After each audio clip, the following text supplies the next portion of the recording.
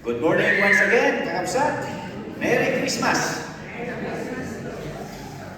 Allow me to read to you Galatians chapter 4, verses 4 to 7. Galatians 4, if you have your Bibles, you can open to that one. Verse 4 to 7. This is actually our passage last Sunday. This morning, I just would like to give us an exhaustive, a wider understanding of Christmas.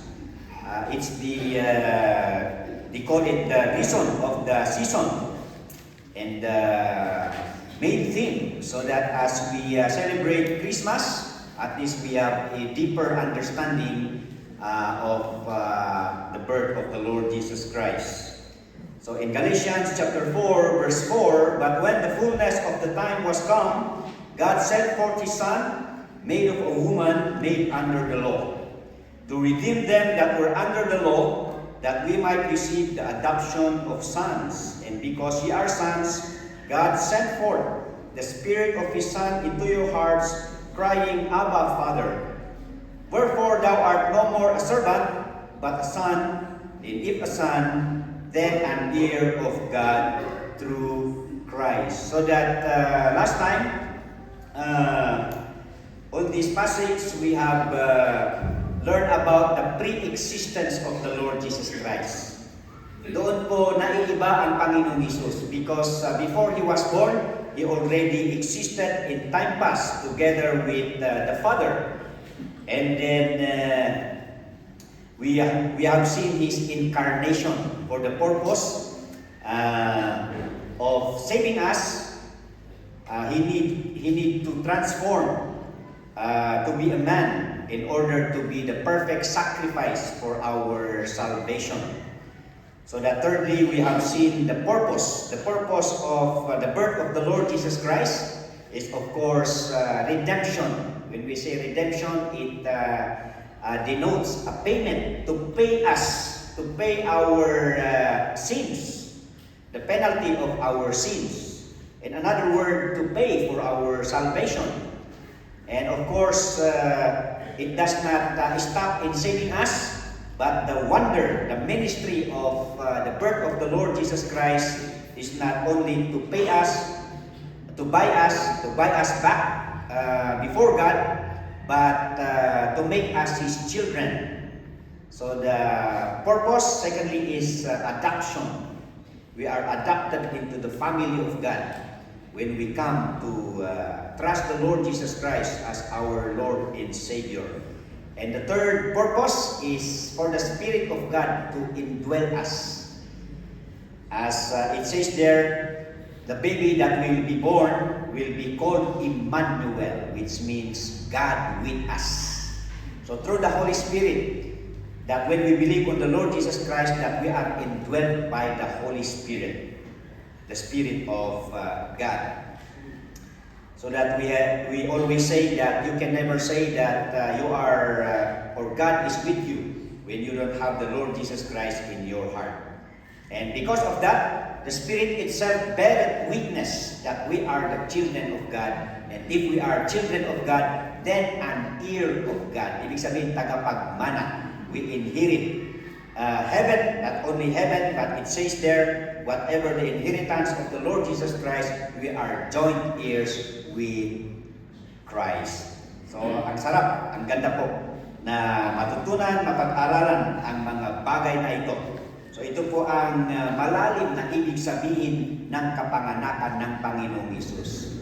I do not know with you, nasubukan nyo na ba na i-acronym yung salitang Christmas?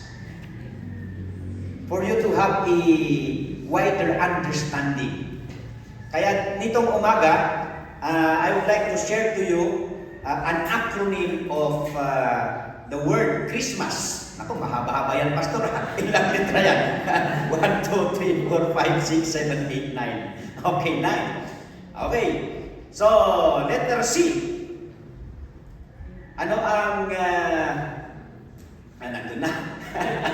Nakalagay na kagad. Okay. So, sa aking outline, letter C, of course, is Christmas is the celebration of the Lord Jesus Christ. Siya po yung pinagdiriwang natin, mga kapatid, sa panahon ng Christmas. We have mentioned that Christmas is an annual Christian festival that celebrates the birth of the Lord Jesus Christ. Although it's not the birthday of the Lord Jesus Christ. Di ba? Hindi po yan yung kapanganakan ng Panginoong Hesus. Kaya nga may iba na hindi nagsiselebrate ng Christmas.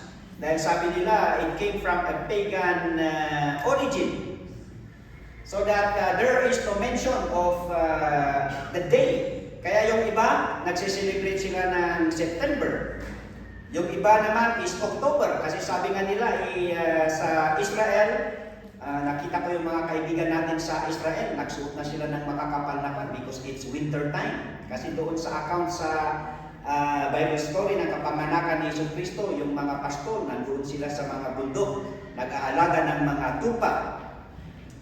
So that, sabi natin, na yung Christmas, although hindi ito yung kapanganakan ng Panginoong Hesus, yung origin nito, it was a replacement of a pagan festival na tinatawag na Saturnalia.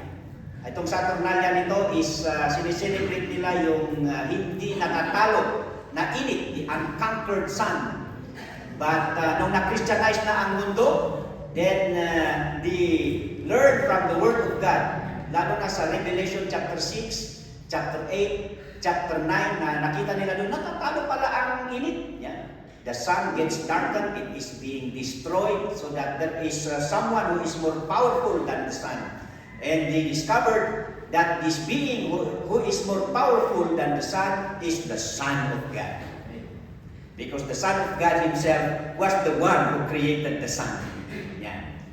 So that is the Lord Jesus Christ. Kaya nga sa Revelation 21 and 22, kahit nga sa langit, the new heavens and the new earth, sabi doon na hindi na natin kailangan ng init because Jesus Himself would be the light of the universe. So yun po, kung bakit nagsiselebrate tayo ng Christmas tuwing December. Pero kung minsan, naaagawan yung papel o yung starring ng Christmas. Lalo na ng mga kabataan namin, no? Iwan ko yung mga kabataan ngayon, parang hindi sila mahilig ng Santa Claus, ano? Iba na talaga yung, di ba napansin ninyo? Tuwing December, you better watch out. Ano yung una doon? You better not cry. Santa Claus is coming to town. So nagiging bida si Santa Claus kaysa si Jesus Christ. Pero mapansin ko sa mga kabataan ngayon, parang hindi sila excited sa December. Kasi nakaganon pa rin sila sa mga cellphone nila, no? Pero there was a time in history na parang naagawan yung buhay ni Jesus Christ. Kasi ang bida sa December si Santa Claus. Saan ba galing si Santa Claus? Wala naman sa Bible si Santa Claus, no? Actually, maraming mga researches about Santa Claus. Pero ang alam ko na pinakamalapit is that Santa Claus is an actual person. He is Saint Nicholas. Saint Nicholas. And then afterwards, sinurtcut nila yung Nicolaus into Claus. So, Santa, Saint Claus or Saint Nicholas. Kung bakit naman naging familiar si Saint Nicholas, isa siyang pari actually. And during December, napapansin niya kasi noong panahon yun ay mahilig sa digmaan ang mga tao. And of course, pag nasa digmaan na yung mga tatay, of course, kawawa na yung mga bata sa mga houses. So ang ginagawa ni Saint Nicholas, nag-iipon siya ng mga laruan and then nag-house to house siya. Basta lang siya naglalagay ng mga laruan sa bintana o doon sa mga doors ng mga bahay to comfort the children. Kaya doon na nag-originate yung naglalagay ng medyas. Para pagdadaan si Santa, baka malagyan ng laruan. Pero sabi ng bata, I saw mommy kissing Santa Claus. Kasi yung pala yung mga tata, yung mga Santa Claus, no? Dadabit sila ng Santa Claus para lang ma-impress yung bata na tuwing Pasko ay merong regalo. Yan. Pero ngayon, parang hindi na nagagawa nun, no? But then anyway, that is actually the person of the Lord Jesus Christ. Siya yung tunay na sineselebrate sa Christmas. Yan. Yung iba sinasabi nila, kaya dapat hindi Xmas. So, di ba yung iba? Sinushortcut nila yung X.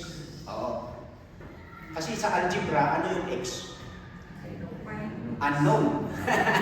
Unknown. Pero actually, sa Greek alphabet, of course, the first letter of the Lord Jesus Christ, or Christ, is yung CHI sa Greek alphabet, yung X. So sa mga artistic or sa artist mind, okay lang yung X sa kanila because X pertains to the Lord Jesus Christ. Pero dahil hindi tayo Greek and we are not in that culture, kaya mas magandang gamitin pa rin yung Christ. Kasi sa atin, ang alam natin sa X is dun sa algebraic equation na unknown, no? Pero anyway, Jesus is the reason of the season, the celebration. Letter H. Para madali. Ano naman ang letter H? Okay. Okay. Humility of the Lord Jesus Christ. Doon sa Philippians, chapter 2, verses 5 to 8. Who being in the form of God thought it not robbery to be equal with God, but made himself of no reputation, and took upon him the form of a servant, and was made in the likeness of men. In being found in a fashion as a man, he humbled himself and became obedient unto death, even the death of the cross. Ano ang napapansin ninyo dyan, mga kapatid? This is actually one of the supporting verse ng incarnation of the Lord Jesus Christ. Kaya meron tayong, Lord, I lift your name on high. You came from heaven to earth. So, dito natin nakikita yung pababa ng pababa. Yung status ng Panginoon. No? Yan, from being God, He became man. As becoming man, He became a servant. And then as a servant, He humbled Himself and He became the sacrifice. So grabe yung matutunan natin. Kaya kung minsan sa Christmas, ang palagi natin natutunan is giving, loving, ano pa? Rejoicing. Yan. Pero ang isang malaking lesson actually ng kapanganakan ng Panginoong Hesus ay yung pagpapakumbaba.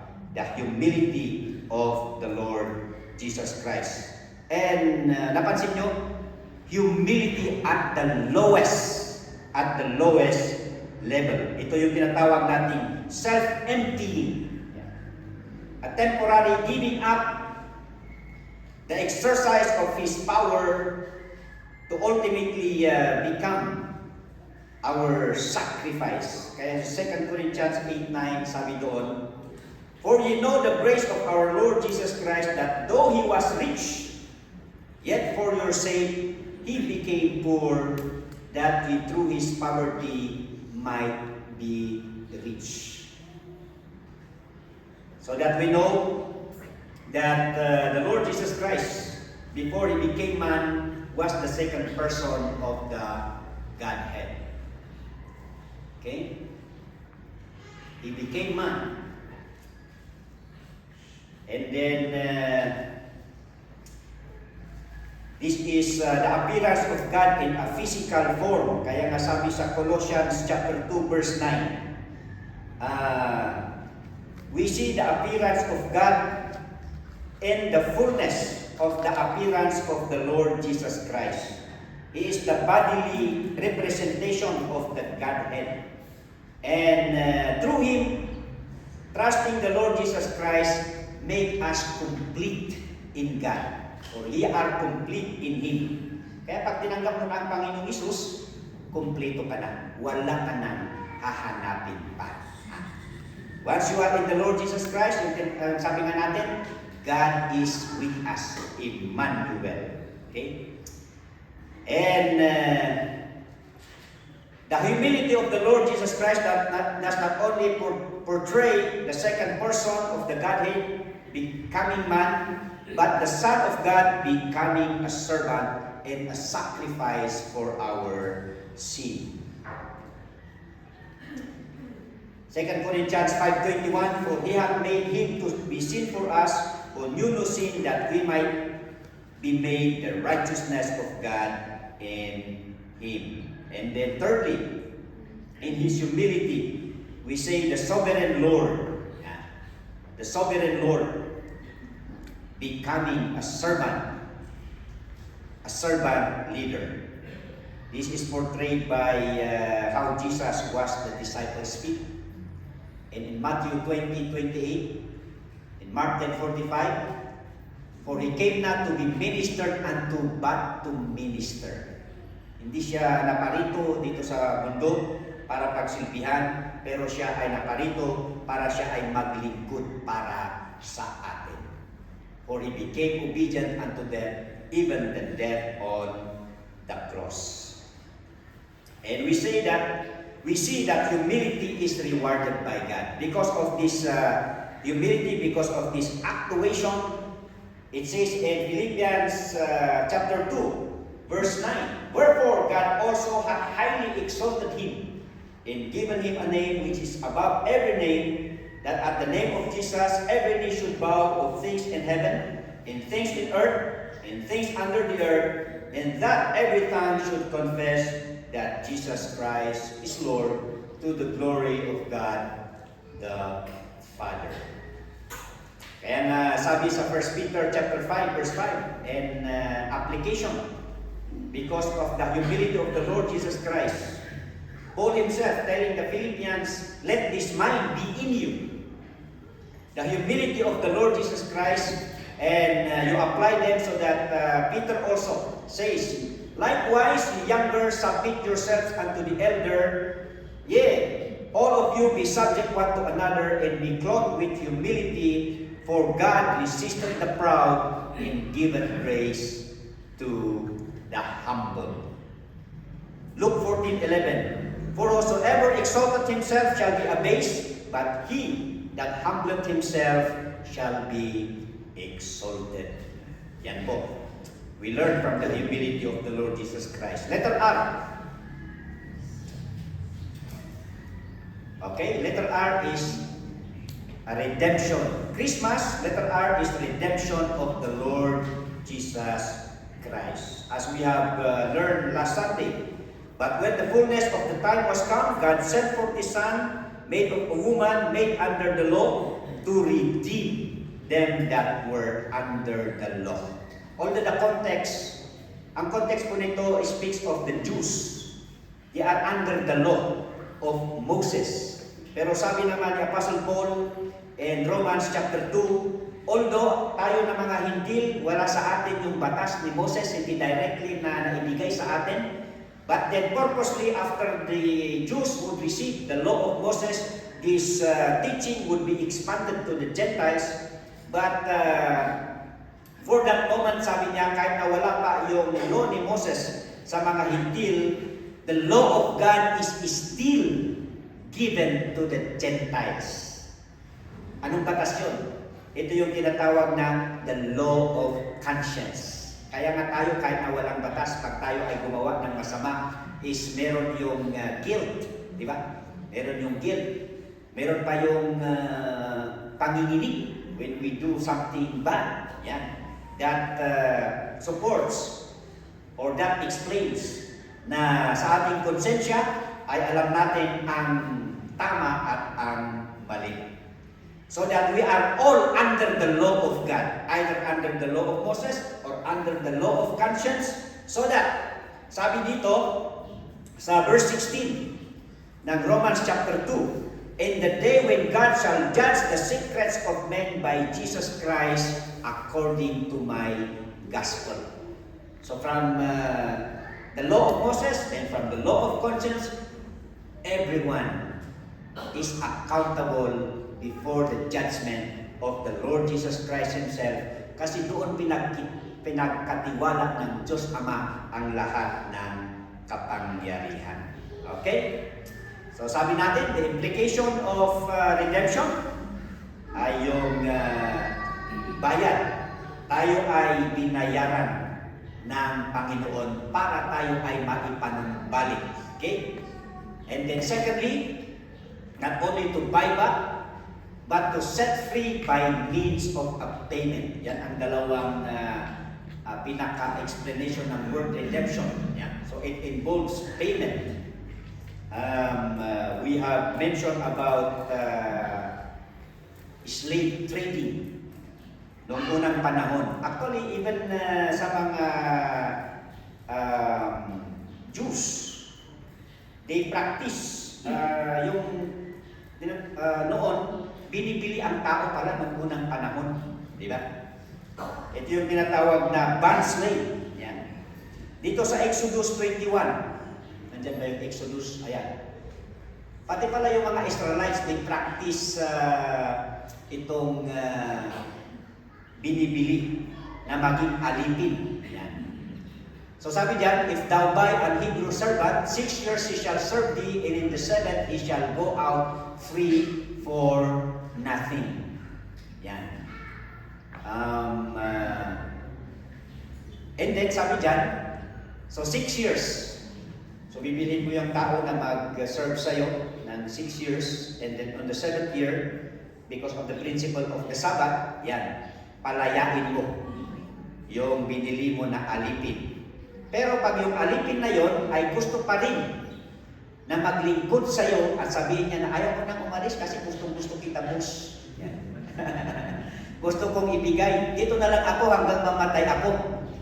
At because of that, bubutasan yung tainga. Ayan. Yon yung mark ng bond servant. Sino sa inyo ang may butas sa tainga? Yan. So pag bond servant ka na, ibig sabihin, pinagkatiwala mo na yung buhay mo doon sa amo mo magpakailanman. Kaya nga sabi ni Apostle Paul, ganun dapat ang tayong mga Kristiyano na tagasunod ni Kristo Jesus. We now consider ourselves bond slave, pinagkatiwala na natin lahat sa Panginoon ang ating kinabukasan. Yeah.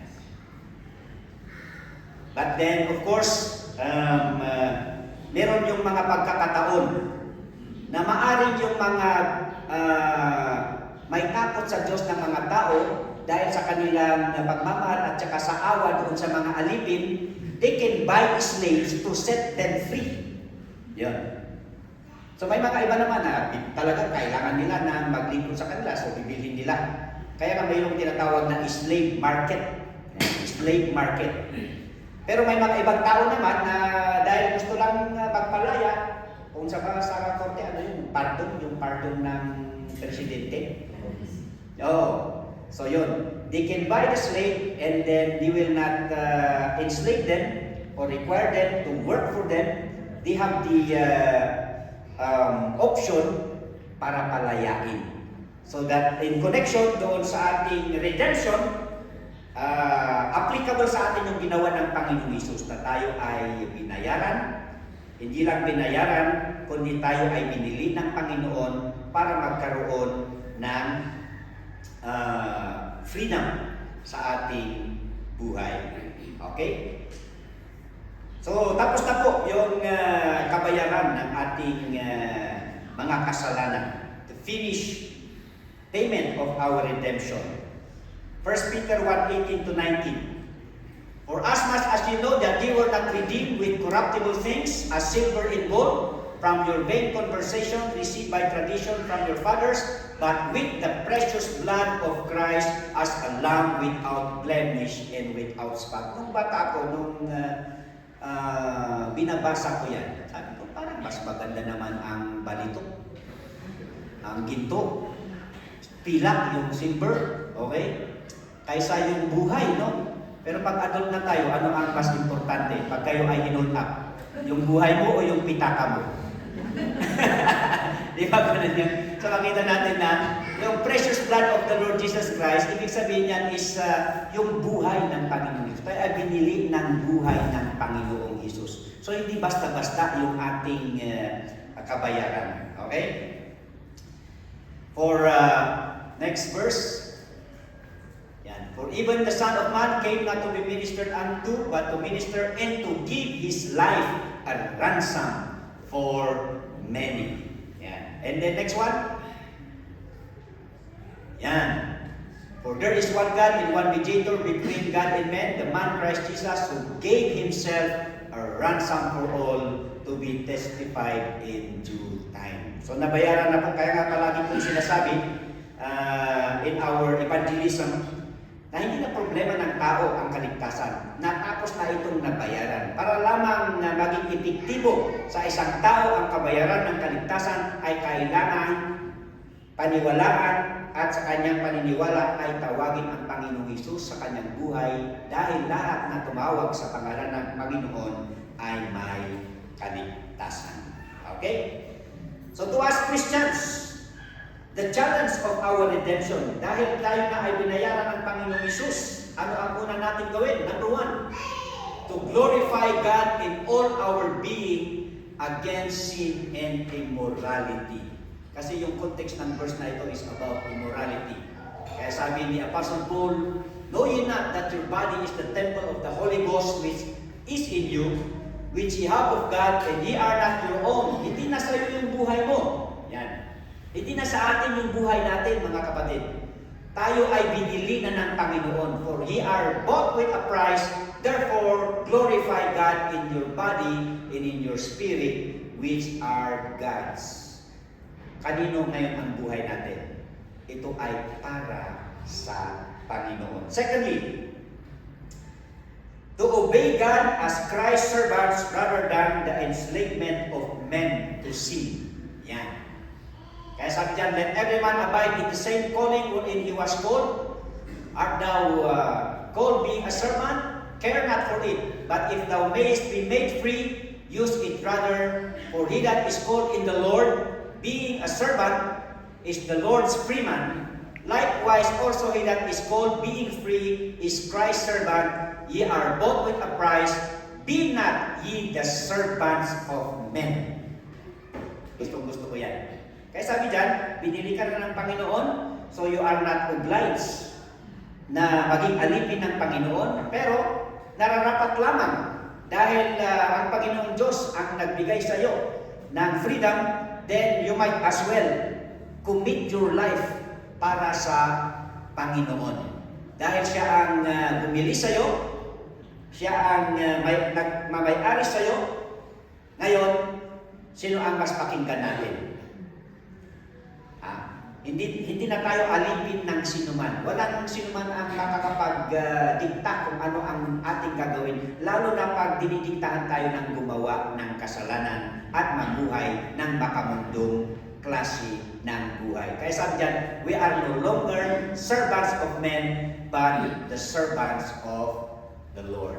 So brethren, let every man wherein he is called, therein abide with God. Kaya nga sabi ni Peter, and the apostles, we ought to obey God rather than men.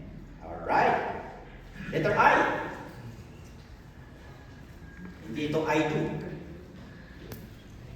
Okay, so review lang ito. Incarnation of the Lord Jesus Christ. Simple lang yan. Basta tandaan lamang ninyo. Kasi ako rin, nung bata ako, ano ba yung incarnation na yan? Carnation, iba pa lang ang alam ko eh. Oo. Pero Latin word pala yan, incarnation na yan. Ang Latin niya is carne. Ayun. Pag alam nyo na yung carne, sabi ng mga bata kanina, pag Christmas, maraming karne. So, word na karne, ang Panginoong Hesus ay naging tao. Nagkaroon ng laman. Ayan. That is the incarnation. And the Word was made flesh and dwelt among us. And we beheld His glory, full of grace and truth. Sa Philippians 2:7, He was made in the likeness of men. Naging kagaya siya ng tao. Kasi noon, hindi siya kagaya ng tao. He is a spirit, part of the Godhead. And nung siya ay naging tao, being found in a fashion as a man. Tao talaga. Okay? So dito natin naiintindihan na ang Panginoong Hesus ay hindi tao lamang. Di ba? Kasi yung Iglesia ni Cristo, ano pang mga sekta yung nag-claim na tao lamang ang Panginoong Hesus. He is more than that. Siya lamang ay naging tao. O sa Tagalog pa, siya ay nagkatawang tao. Yan. Para lamang matupad yung sakripisyo ng kaligtasan. Ayan. And paano siya naging tao? Galatians 4. He was made of a woman. Yung sinabi natin last time. No? Woman. Ano ba ang woman? Woman. Womb. Meron siyang womb. Kaya pag wala kang womb, hindi ka woman. You are a man. So yun yung nagdi-differentiate ng lalaki at saka babae. Womb. Iniram lamang ng Panginoon ang womb ni Mary para maging tao si Jesus Christ. Dito natin na i-correct na Mary is not the mother of God. Siya lamang ay ginamit ng Panginoon para lang doon sa transformation, human transformation ng Panginoong Hesus. Yung tinatawag natin ngayon na naging surrogate mother. Naging surrogate mother lamang si Mary. And of course, in his human existence, not only a surrogate mother for his human transformation, but secondly, Mary became a foster mother of the Lord Jesus Christ dito sa mundo. Okay? And then, letter S. Ilan na? O, 5 na. S is, of course, salvation of the Lord Jesus Christ. If redemption connotes reclamation by means of a payment, ano ang pagkakaiba ng redemption at saka salvation? Bukod sa spelling, of course. Yung redemption ay kabayaran. At dahil ikaw ay nabayaran na, meron ka ng kaligtasan. Saan ka naligtas? Of course, doon sa kapahamakan, doon sa hukom, o doon sa dagat-dagatang apoy. There is salvation. Salvation connotes deliverance from danger. It is the outcome of redemption. Yan. Kaya nga sa Matthew 1:21, and she shall bring forth a son, and thou shalt call his name Jesus, for he shall save his people from their sins. The word Jesus is the Old Testament Joshua, means salvation. So Savior. Savior ang ibig sabihin ng pangalang Jesus. Kaya nga sa Luke chapter 2, nung pinanganak ng Panginoong Jesus, nagpakita ang mga anghel doon sa mga pastol ng mga tupa sa mundo. So that they have announced, for unto you is born this day in the city of David a Savior, tagapagligtas, which is Christ the Lord. Yan. And then sabi naman ng isang senior citizen, sa Christmas story, gustong-gusto ko ang senior citizen na ito eh. Sino ang pangalan niya? Bible quiz? Nandyan ba yung pangalan niya? Si Simeon. Ayun. And behold, there was a man in Jerusalem whose name was Simeon. Ito yung panahon ng pinanganak si Jesus Christ. Of course, ilang days yung hindi pwedeng pupunta sa temple ang babae pag nagpananganak kasi because of yung panganganak, that is yung pagdubog. You are declared ceremonially unclean. And after how many days, then the baby born should be ipunta doon sa temple para ipag-blessing. And then nandoon si Simeon. Yan. Nakita niya si baby Jesus. Ano ang sabi niya? Let us read all together. Ready, go!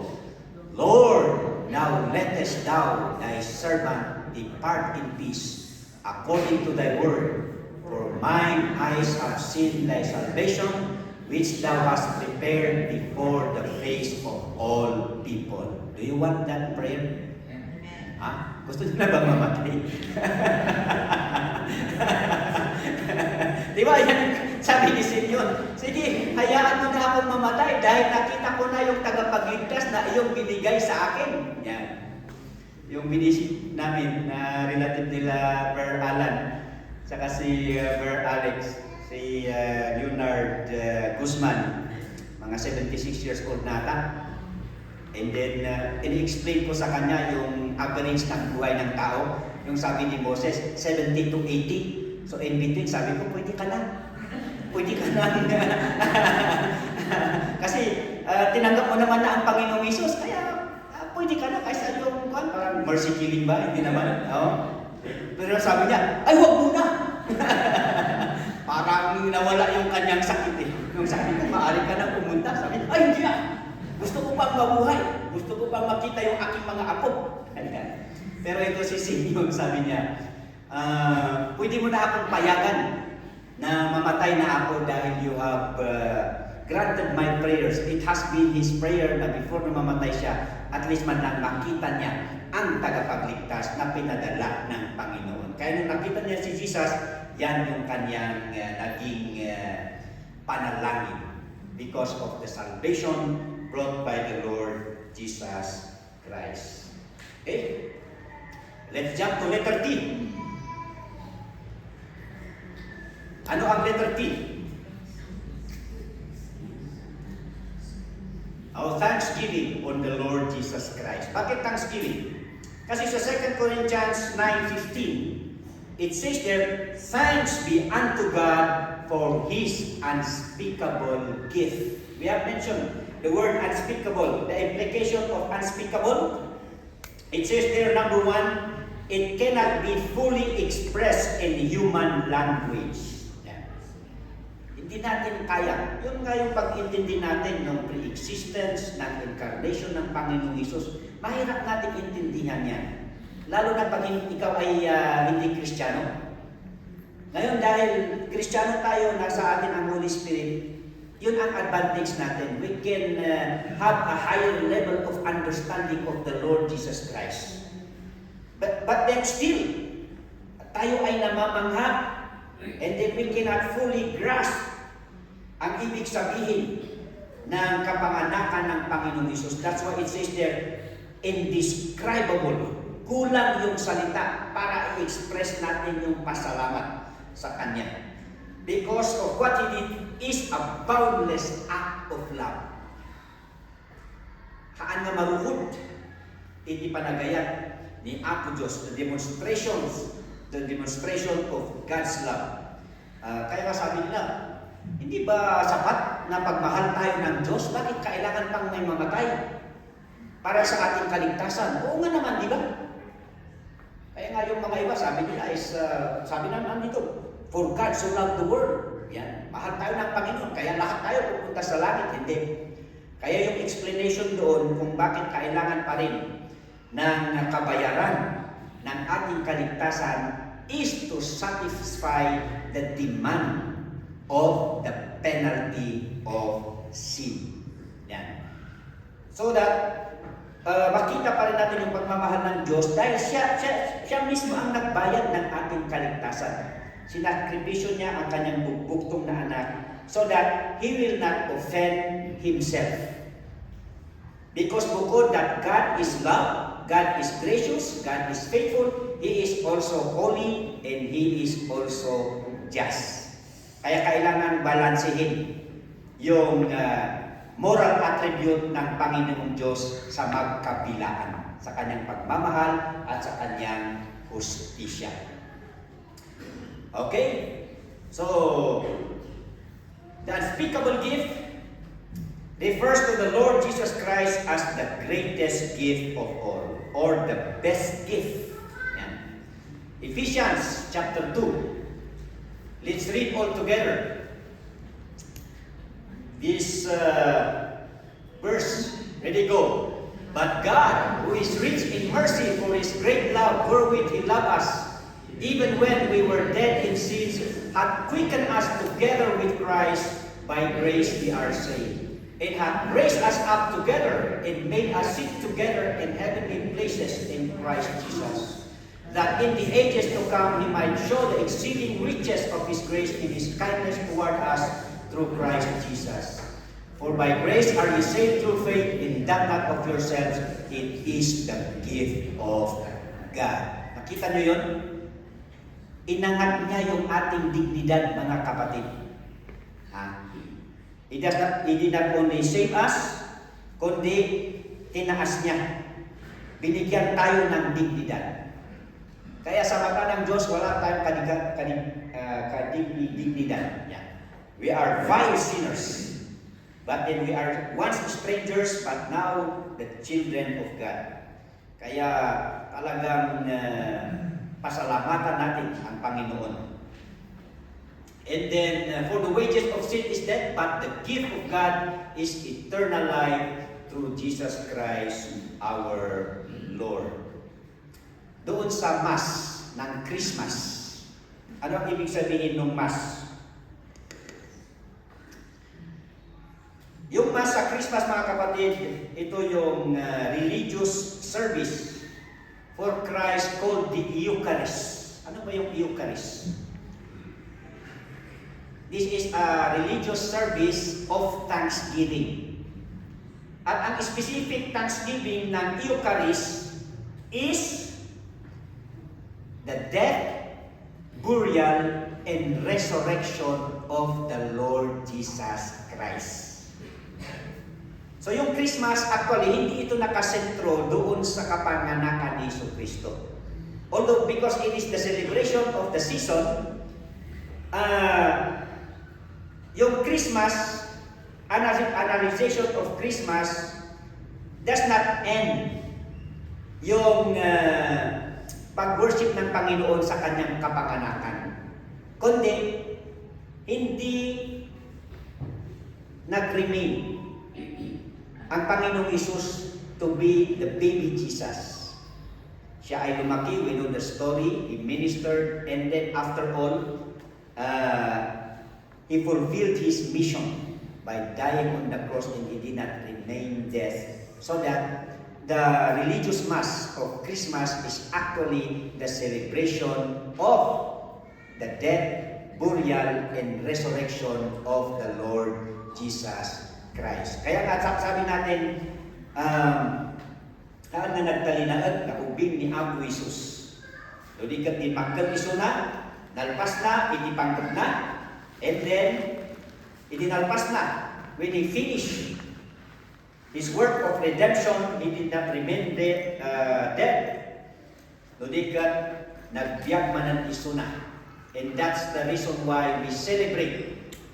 The full celebration of the Lord Jesus Christ does not end up on the birth of the Lord Jesus Christ, but the fulfillment no apay nga isuna ket nagbalin nga tao. So that it is not only a religious Mass called the Eucharist, yung sabi natin Lord's Communion or Lord's Table. So that it denotes the main purpose of Christ's birth, which is to die for our payment. Kaya nga meron yung kansyon o yung kanta na Born to Die. Born to die upon Calvary. He was wounded that I might live. Born to die upon Calvary. He was wounded that I might live. Yeah. Isaiah, it says there, by His stripes that we were healed. And it also denotes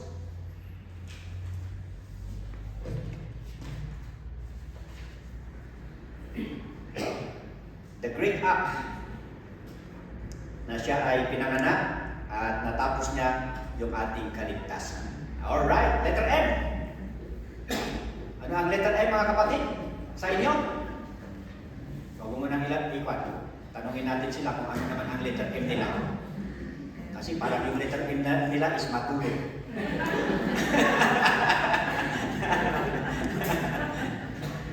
Okay, sige na. Alright. Letter M, for me is the missionary sent off of the Lord Jesus Christ. Okay? Yung kapanganakan ng Panginoong Isus. Sabi sa Galatians chapter 4, 4 to 5, but when the fullness of time was come, yeah, the right time, yung fullness sabi natin is right or right time. Nung dumating na yung tamang panahon, God sent forth His Son.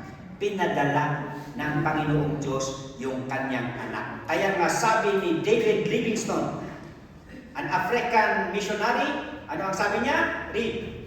God had an only son and He made him a missionary. Yeah. Matthew 18:11, for the Son of Man is come to save that which was lost. This is in relation to the parable of the lost sheep.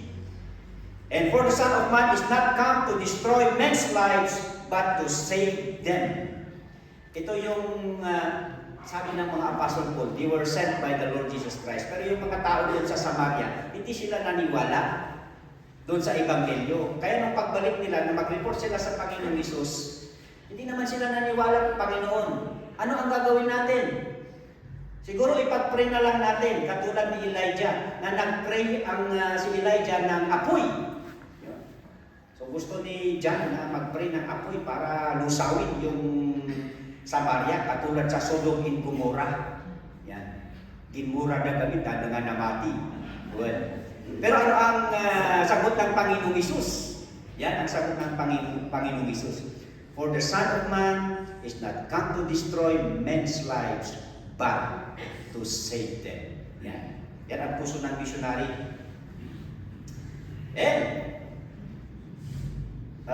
Matthew 20:28, Mark 10:45. Yan. He gave Himself a ransom for all. And Luke 4:18-19. Yan. Noong naparito ang Panginoong Isus, sabi niya, nung siya nangangaral, the Spirit of the Lord is upon me, because He had anointed me to preach the gospel. This is His missionary work, to preach the gospel to the poor. He had sent me to heal the brokenhearted, to preach deliverance to the captives, and recovering of sight to the blind, to set at liberty them that are bruised, to preach the acceptable year of the Lord. Okay, second to the last, letter A. Adoption by God through the Lord Jesus Christ. Para tayo ay Kanyang maging anak. So He was made under the law to redeem them that were under the law, that we might receive the adoption of sons. Kaya nga sinasabi natin, lahat ng tao dito sa mundo ay hindi totoo na anak ng Diyos ang bawat isa.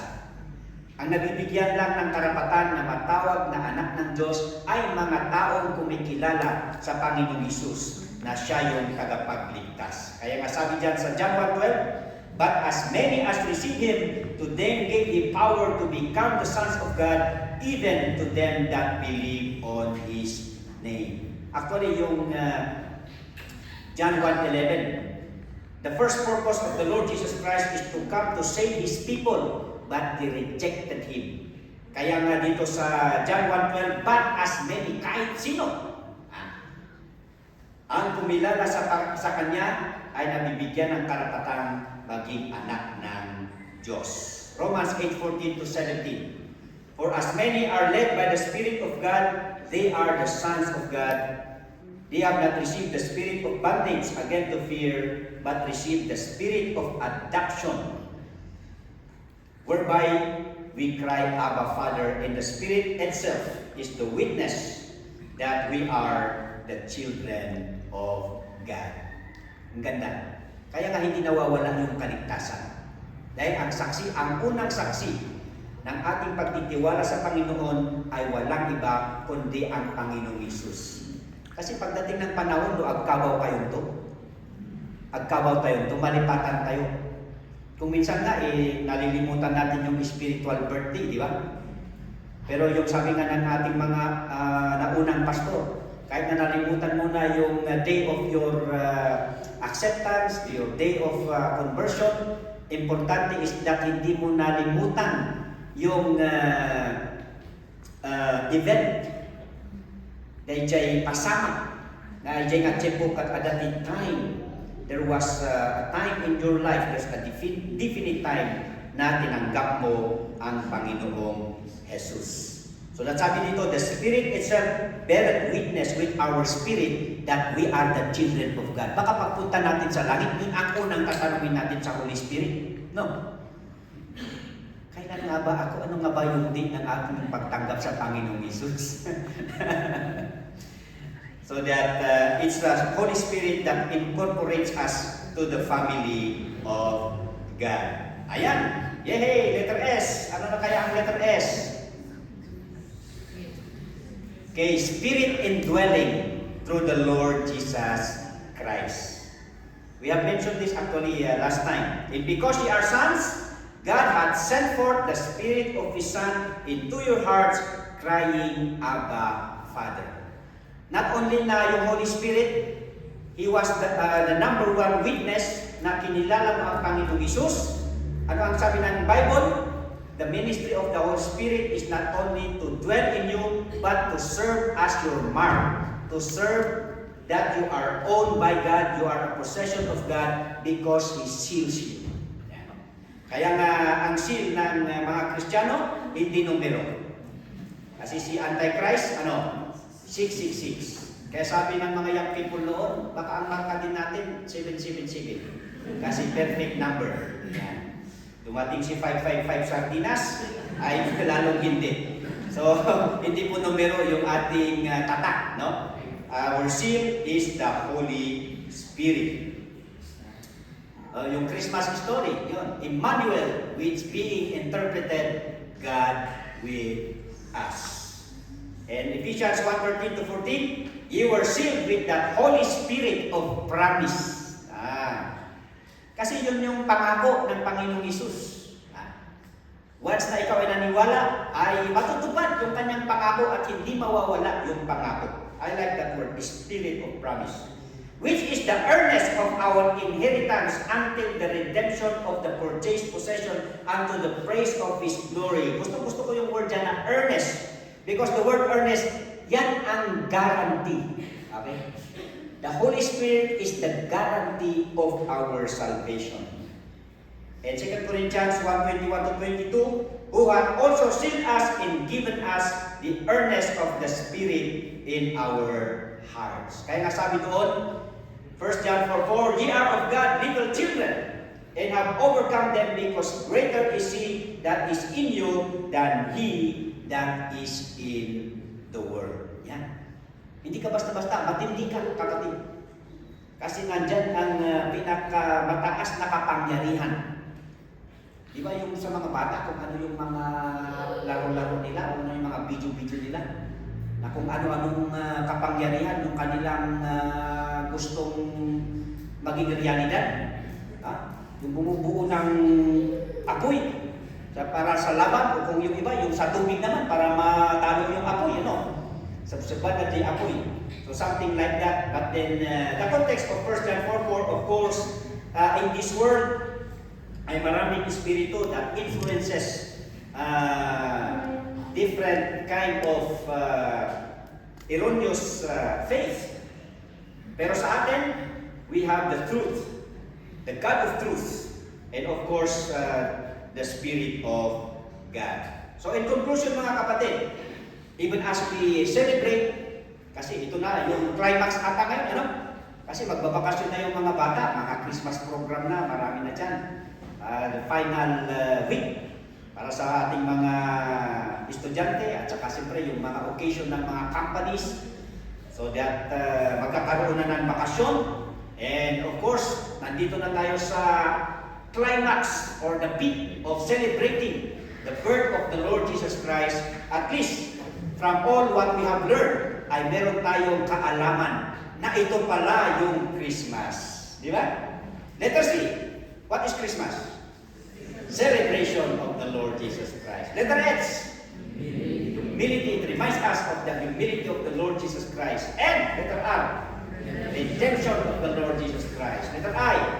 Incarnation of the Lord Jesus Christ. Letter S. Salvation of the Lord Jesus Christ. Letter D. Thanksgiving. Letter M. It was a missionary send-off of the Lord Jesus Christ. And this is the program, letter A. Program of adoption by God through the Lord Jesus Christ. And letter S, the Spirit indwelling through the Lord Jesus Christ. So that as we celebrate in application, meron tayong tatlong application. As we celebrate the Lord Jesus Christ, number one, the exaltation of God on Christ. Mystery. Di ba misteryoso yung kapanganakan ng Panginoong Hesus? But the mysterious birth of the Lord Jesus Christ is filled with majesty. Kasi noong una, parang alam natin, baby, parang regular lang, nakapareha sa atin. Na pag may ipinanganak, meron tayong pagdiriwang, meron tayong saya, meron tayong tuwa. But then it is more than that. So that the mystery ng kapanganakan ng Panginoon Hesus embodies the majesty kung sino siya. Hindi siya basta-basta, hindi siya tao lamang, but He is God Himself. The second person of the Godhead, and this mystery and majesty of the birth of the Lord Jesus Christ has also its ministry. Malaking tulong, malaking pag-asa, malaking pangako sa atin because of this incarnation, redemption, resurrection, salvation, adoption, and the indwelling of the Holy Spirit that secure the message of Christmas. Pangalawa, not only the exaltation. So tatanga Christmas, idadayo tayo niya Apo Isus, and we are to emulate. Iso iti bida tayo. Iso iti surutan tayo. Iso iti idol tayo. Yan. Lodi, ako na nagiti new generation. The emulation. Ano yung example that we need to follow? Of course, is humility. The emptying of himself for the service and welfare of many. Di ba? Mahirap maglingkod, mahirap tumulong ng iba. Kasi ang nature ng tao, iisipin niya muna yung pangsarili niyang kapakanan. Di ba? So it takes self-emptying para tayo ay makatulong at makapaglingkod sa iba. And of course, pangatlo, the evangelization of the unsaved by the true essence and meaning of Christmas. Sana po ay nabigyan tayo lahat ng mas malawak na kaalaman patungkol sa Christmas. You can make your own acronym and you can share your acronym to me also. Okay? Let's pray. Truly, Father God, we can rejoice deeper because you have given us your word that we may understand a greater implication and meaning of the birth of the Lord Jesus Christ. And there are a lot to learn about the mystery, the majesty and ministry of Christmas, so that we are privileged to learn your word. You instill these truths so that every time we rejoice with our family members, some would have their vacation with their families, some would celebrate the reunion and other means of enjoying vacation, that in our celebration we would always think about the deeper meaning why the Lord Jesus Christ has come to be born for our sake.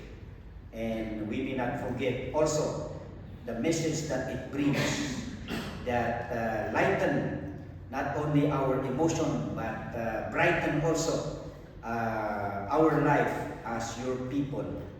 And as we look around, many people are celebrating this season not knowing the true meaning of Christmas. So that for the many things that we have learned, we have this message to bring. You open doors for us so that we can share this wonderful message of the birth of the Lord Jesus Christ. For we pray in Jesus' name. Amen.